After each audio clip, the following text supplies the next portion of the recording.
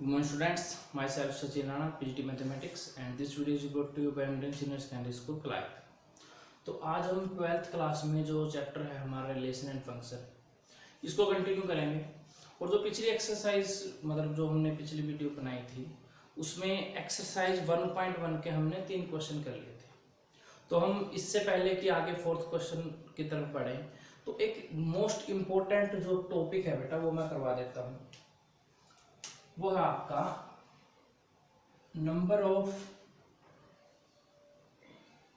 Reflexive relations of a given set.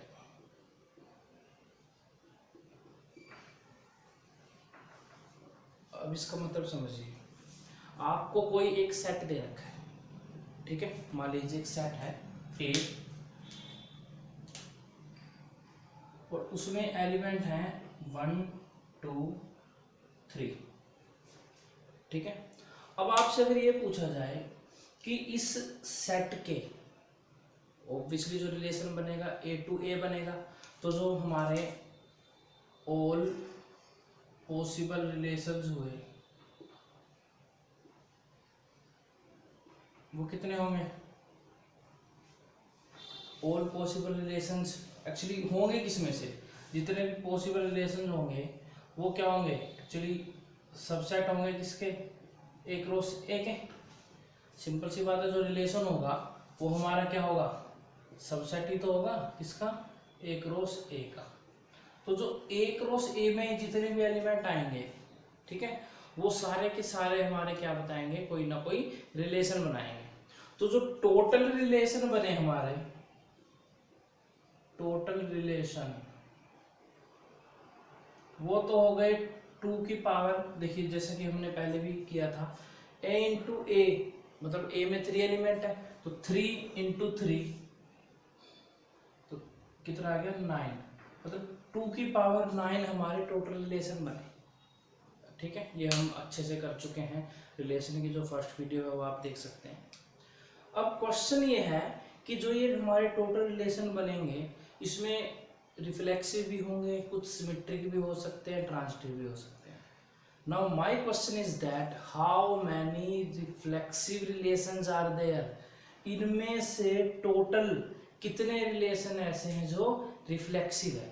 तो हमारा topic ये है number of reflexive relation of A given set. तो जो हमारा एक सेट बन गया ए, अब इसके हमें ये देखने हैं कि रिफ्लेक्सिव रिलेशन कितने बनेंगे।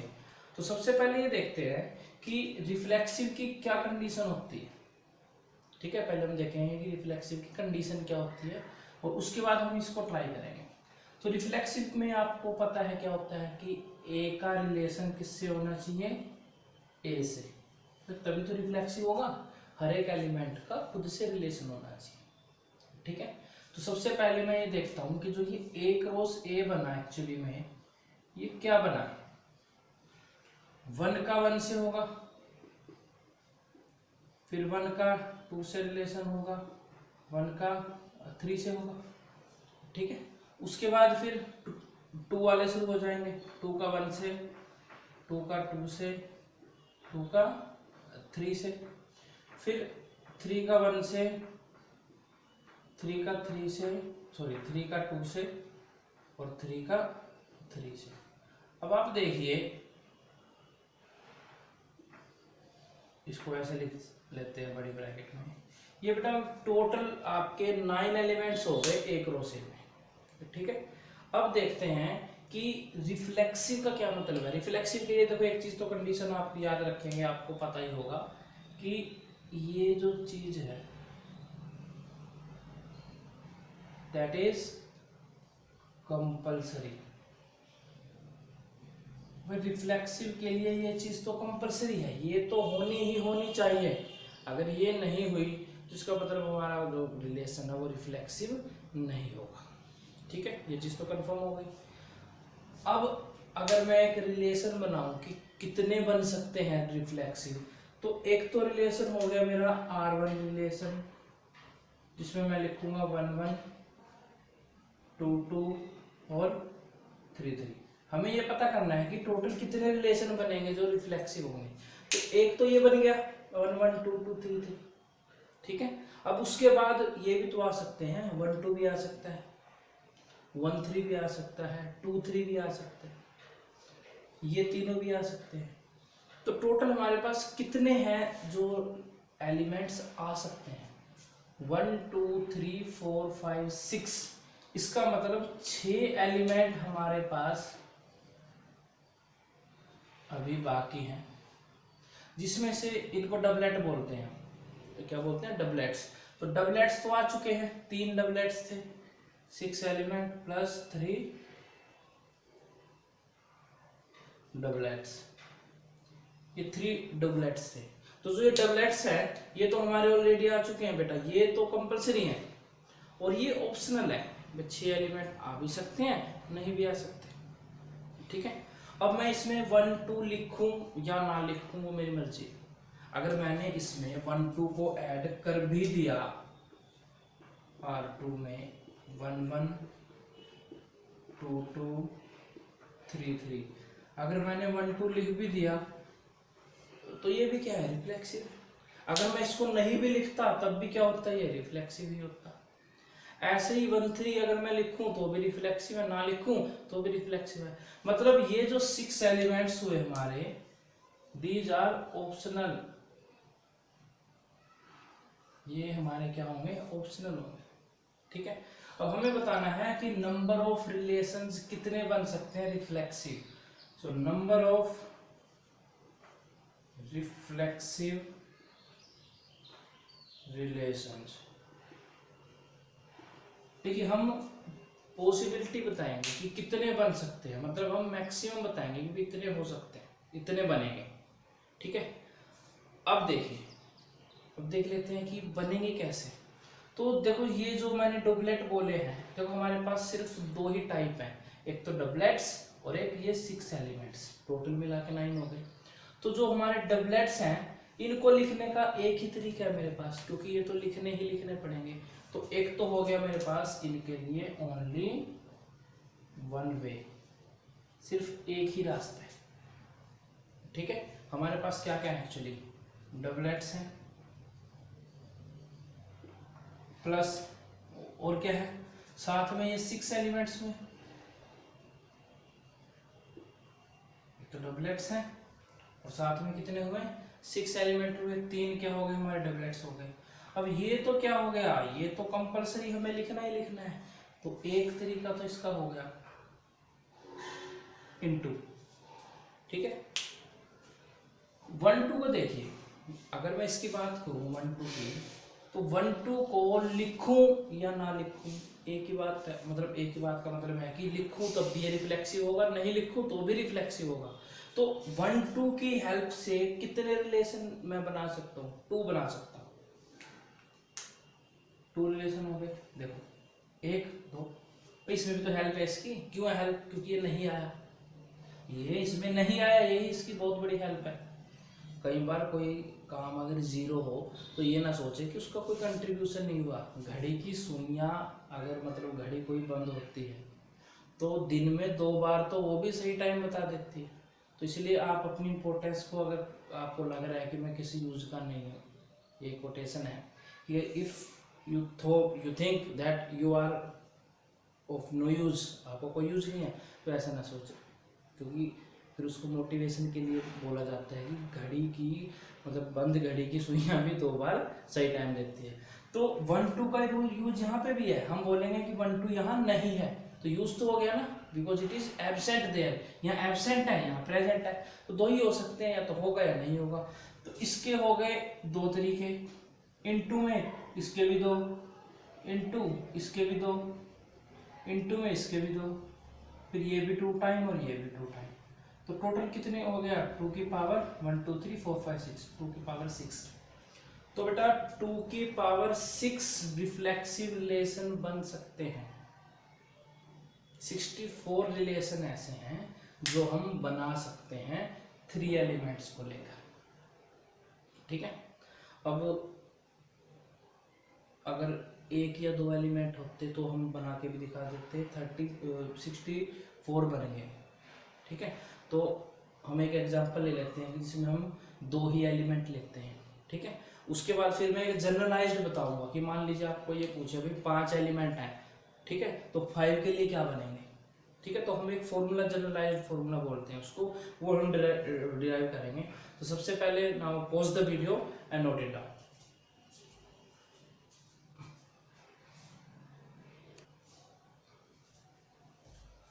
तो चलिए मैं इसको थोड़ा सा चेंज कर देता हूँ। मैंने 1 और 2 ले लिए, बस 2 ही एलिमेंट।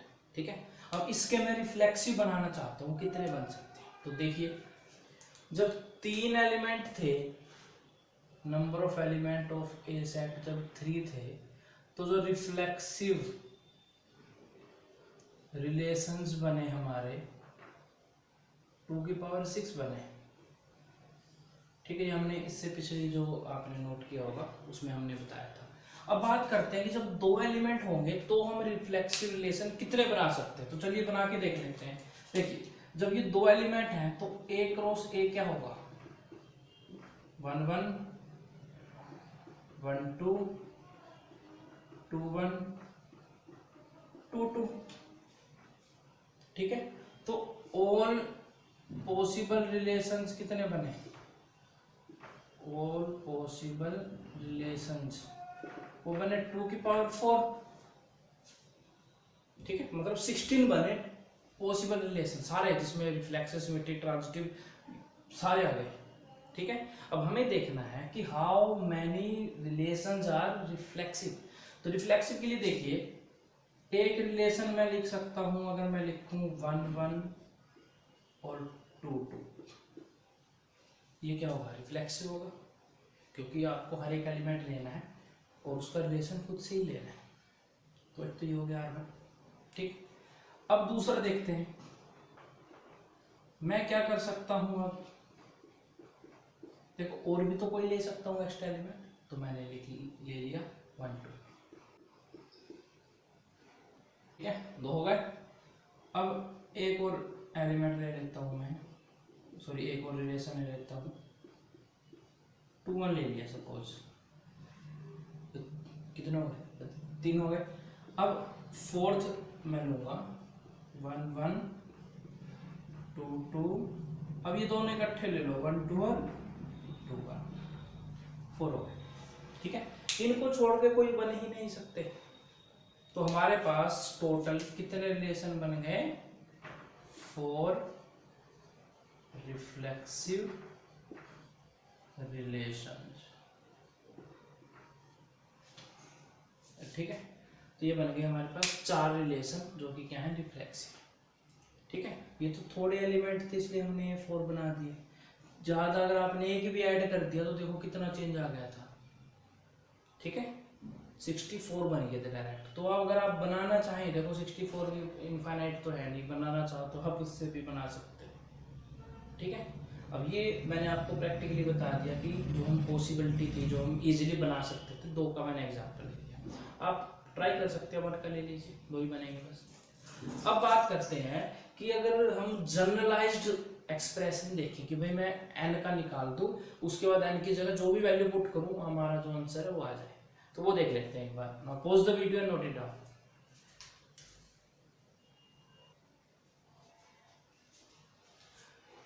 चलिए अब चेक करते हैं। मान लीजिए मैंने एक सेट ले लिया A, जिसके अंदर एलिमेंट्स हैं 1 2 3 4 5 अप टू n। इसमें कितने एलिमेंट हैं, n एलिमेंट बने। ठीक है, तो अगर मैं इसको एक रो से बनाऊं, तो जैसे 1 1 1 2 1 3 ऐसे आएगा, फिर यहाँ पर 2 1 आया, 2 2 आया, 2 3 आया ऐसे। ठीक है, तो यहाँ पर कितना आएगा, n 1 आ गया। ठीक है, फिर n 2 आ गया, ऐसे करते करते यहाँ पर n n आएगा, ऐसे बनेंगे। ठीक है, तो अब देखिए टोटल कितने रिलेशन बने, टोटल कितने बने, टोटल बने n स्क्वायर, जिसमें से डबलेट्स कितने बनेंगे, ये रहे, ये दीज आर द डबलेट्स। ये कितने हैं, n है। कितने हैं n, तो डबलेट्स हो गए हमारे n। तो रिमेनिंग कितने बचे?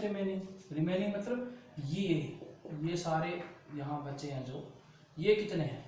ये है n square minus n, n square minus n। ठीक है, अब देखिए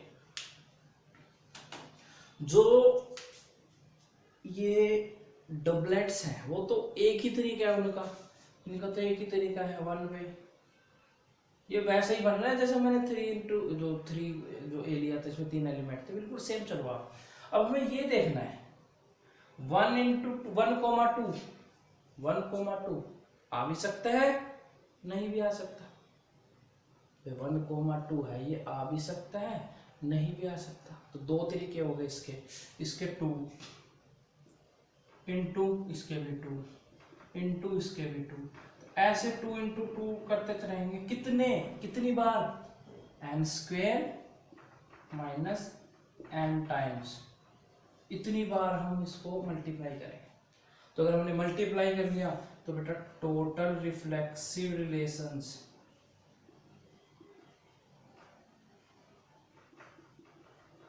कितने बने? 2 की power n square minus n। तो ये फॉर्मूला हमारा बन गया है generalized, 2 raise to power n square minus n। अब आप पुट कर लीजिए, जैसे हमने n की वैल्यू 3 पुट की थी, करो put. 2 raise to power 3 square minus 3, 9 minus 3, 2 raise to power 6 जो पहला केस था।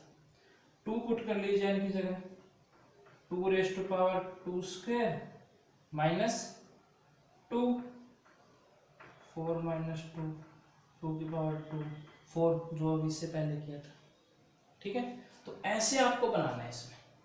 तो ये एक जनरलाइज्ड वे हो गया total reflexive relations 2 raise to power n square minus n। तो ये एग्जाम में कई बार पूछा जा सकता है आपको। ठीक है, तो आई होप समझ में आ गया होगा आपको। तो नेक्स्ट वीडियो में हम डिस्कस करेंगे total number of symmetric relations of A given set. ठीक है, तो मिलते हैं नेक्स्ट वीडियो में। Thank you very much.